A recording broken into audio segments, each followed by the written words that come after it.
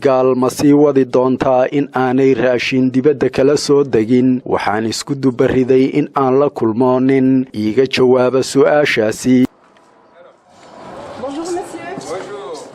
Babangom oo ah gudoomiyaha dallad ka shaqeysa kor u qaadida wax soo saarka iyo horumarinta beeraha ee dalka Senegal. waxaanu leenahay wax soo saarkayaga haddii aan suuq u helnana iyadoo aanay faragelin jirin muddadaasi beeralaydu waxay haystaan lacag ku filan oo ay ku horumarinayaan habkooda wax soo saar oo ay ku kordhinayaan beeridda dalagga balse in lala tartamo wax soo saarka la baritaaro ee ka yimaada Yurub taasi waxa ay kordhinaysaa shuruudda waxayna natiijadu noqonaysaa in xataa aanu daboolin kharashkii ku baxay. Babangom waxa uu dadaal aan nasasho lahayn ugu jira sidii uu u horumarin lahaa wax soo saarka beeraha, balse waxa uu cabsi weyn ka qabaa in aanay xaq ahayn tartanka dhinaca u janjeedha ee aan dhexdhexaadka ahayn.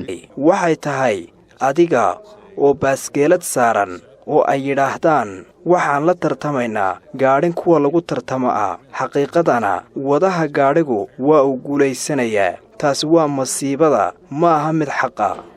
Miyuu ganacsiga xorta ahi uu ka jawaabayaa in ay sinaadaan kuwa tartamaya? Miyuu ganacsiga xorta ahi uu caqabad ku yahay halkan? Dekadda Dakar barxadda alaabtu ka soo degto waa la ballaadhiyey oo waxa lagu ballaadhiyey 73 milyan oo euro oo ka timid hay'adaha caalamiga ah ee horumarka ka shaqeeya, waxaanay abuurtay awoodda tirada alaabta dalkan loo soo dhoofiyo. Si wada jir ah Francisco Marini waxaanu booqannay shirkadda ugu ballaadhan Senegal. Daqiiqda halkan lagu samaynayo waxa laga yaabaa inay riixdo wax soo saarka suuqa dibadda kaga imanaya, balse ugu yaraan inta hannaanku socdo ee qamadida loo bedelayo daqiiqda waxa uu ka dhacayaa gudaha dalka, waxaana ka shaqeeya in ka badan 200 oo qof. In qamadida Yurub lagu ridqo Senegal miyaanay wax fiican ahayn?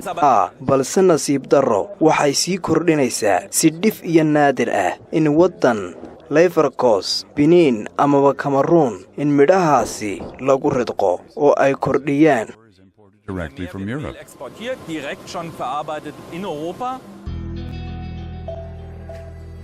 Yurub waxa ay warshado lahayd 200 oo sannadood, balse Senegal waxa ay madax bannaanayd 50 sano. sidaa darteed waxa ay taasi ka tegaysaa in 150 sano ay lahaayeen waxbarasho khibrad waxa ay gacanta ku hayaan. dabcan waxa aanu dhiirigelinaynaa wax soo saarka Afrika oo ay u noqon lahaayeen kuwa la tartama, balse si taasi loo helo waxa loo baahan yahay waddamada loo ogolaado in ay horumarin Afrika u baahan tahay.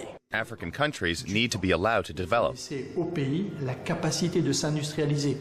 Miyaad u malaynaysaa in ganacsiga maantu uu yahay mid si xaq ah loo ganacsado?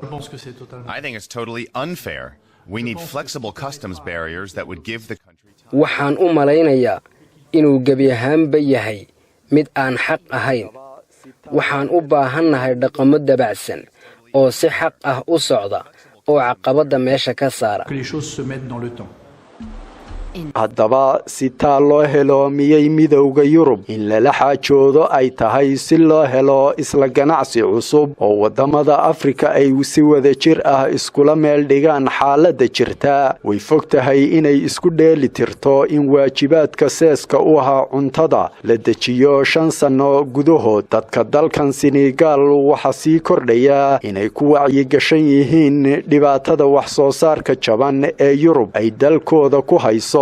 waxaan tagay ururka warshadaha Senegal ee waxduba ay ku bahoobeen, kaas oo dhaqaajiyay in ay kor u qaadaan wax soo saarka gudaha oo ay isticmaalaan istoodhada lagu kaydiyo raashinka. waxaan ku arkay daqiiq laga keenay Faransiiska, balse maqsinka ku xiga waxaan kula kulmay shaqaale moorinaya wax soo saarka dalka Senegal laftiisa ka soo baxay. Ibrahim Diop waxa uu i tusay xayeysiis ay u isticmaalaan mashruuc halkani waa halkaanu ku hagaajinay roodhida oo aanu ku samayno khayraadka dalka laga helo ee daqiiqda. kadibna waxa uu igeeyey meel lagu dubo roodhida. waxaa halkan ka shaqeeya 200 oo shaqaale Senegal ah, waxaana lagu dubaa oo lagu iibiyaa halkan roodhida ay soo saarto.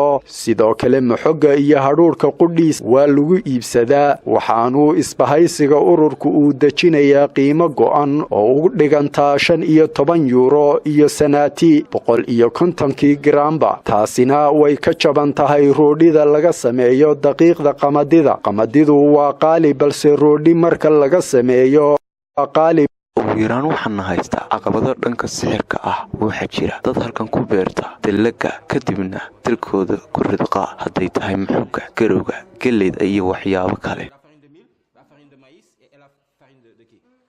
mashruucan waa mid waxtar leh. Francisco Marini ayaa waxa uu rumaysan yahay in siyaasadda ganacsiga dalalka reer Yurub ay wax badan ka khaldan yihiin. haddii aad doonayso inay dadku mustaqbal yeeshaan, waxay xaq u leeyihiin inay kala doortaan in ay halkan joogaan ama ay meel kala tagaan. balse waxaa jira in dookhyo badan ay jiraan marka aad ka hadlayso in ay badbaadaan, gaar ahaan dadka baadiyo. mas-uuliyiinta reer Yurub waxay sheegeen in ay wax ka qabanayaan dhibaatada sababta qulqulka muhaajiriinta ka haajiraya qaaradda Afrika, waxaanay intaasi ku dareen in ay ka caawinayaan Afrika sidii loo horumarin lahaa. balse waxa ay soo dhoofiyaan ayaa ka mid ah waxyaabaha caqabada ku ah horumarka qaaradda Afrika. waxaan ku noqday Yurub, waxaan weydiiyey guddida komishanka reer Yurub inay ii sharaxaan kala fogaanshaha, waxaanay yidhaahdeen inay Yurub daacad ka tahay inay la shaqayso dowladaha Afrika oo ay noqdaan ama ay yihiinba saaxiibo siman. balse waxa aan ka helay Brussels waa jawaab qoraal ah oo keliya. midowga Yurub waxay taageeraysaa ajandaha Afrika ee 2063 oo ay ka mid yihiin inay daacad ka yihiin inay lebin laabanto wax soo saarka iyo inay korodho dhalinyarada shaqo ka hesha 30% iyo in hoos u dhaca muddada kooban ee helidda cuntada lagu xallin karo oo keliya wax dibadda ka yimaada. intaasi iguma filla, balse waxaan u xiisa qabaa inaan qof ka mida midowga Yurub wax ka weydiiyo. midowga Yurub ninka u qaabilsan beeraha Philip Hogan imay suuragelin inaan helo gudoomiyaha dhinaca horumarinta Neven Miminka, isna waqti iima hayo. balse waxaan isku dayay inaan cid ka helo dowladda Jarmalka, waxaanan u imid wasiirka ka u qaabilsan beeraha iyo cuntada. wasiirku waxa uu sanado ku howlanaa siyaasadda dhinaca beeraha.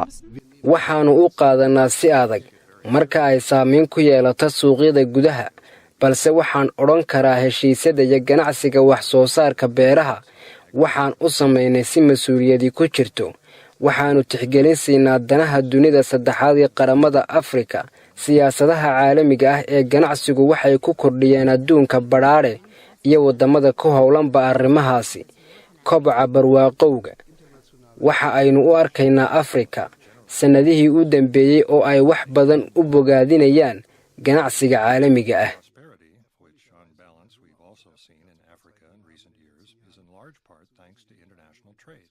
waxa kale oo aan booqday ururka ganacsiga Jarmalka ee qaaradda Afrika oo in ka badan 100 shirkado Jarmal ahi ay ka shaqeeyaan qaaradda Afrika. Jarmalkuna waxa uu ku riixayaa qorshayaal cusub.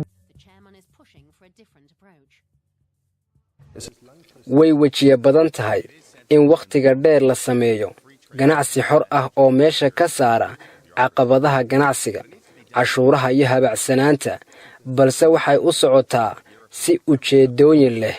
dhinac ahaan waa run in bari taageeridda beeralayda reer Yurub ay waxyeelayso tartankii guduhu ay la tartami lahaayeen. taasi xaqiiqdiina waa wax xisaabtan leh oo ganacsiga xorta ah. dhinaca kalena waa in aanu difaacnaa kor u qaadidda warshadaha aan awoodin inay isdifaacaan.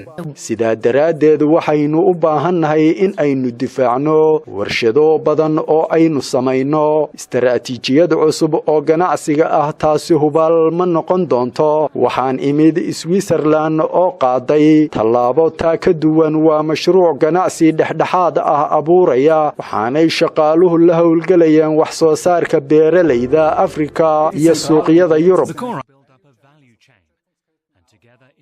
fikraddu waxa ay tahay in si wada jir ah aanu ula shaqayno gudaha dadka Afrika oo aanu abuurno qiimo guulaysta, si wada jir ahna aanu hanaankaasi u wada maalgelino.